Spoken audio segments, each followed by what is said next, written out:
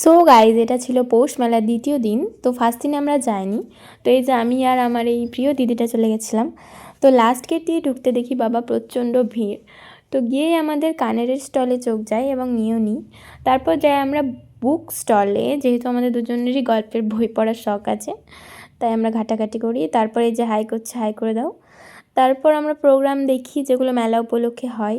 তারপর অনেক ঘোরাঘুরি, কেনাকাটি, যেগুলোর ক্লিপস নেওয়া হয়নি। তারপর খিদে লাগে, তো ভাবলাম চাট খাওয়া যাক। নিয়ে নিই আমরা ঘুগনি চাট। তো চাট খাওয়ার পরেই আমরা নিই ঝাল ঝাল চটপটি। গাইজ, এটা এতটাই ঝাল ছিল, তোমরা আমার রিয়াকশান দেখেই বুঝতে পারবে। এই যে অনেক অনেক অনেক ঝাল ছিল। তো আমার রিয়াকশান দেখে দিদি কিছু বক্তব্য রাখে, যেগুলো তোমরা শুনতে পাবে না। তারপর এই যে পুচকে বাচ্চাটার হাতে আমরা ফিশ ফিঙ্গার খাই, এই যে নির্লজ্জের মতো। তারপর যাই মেরিগ্রাউন্ড চত্বরে। ওখানে আমরা কোনো রাইডে চাপি না, শুধু ছবি তুলেই চলে আসি, আমাদের দ্বারা হবে না। তো চলো, টাটা, বাই।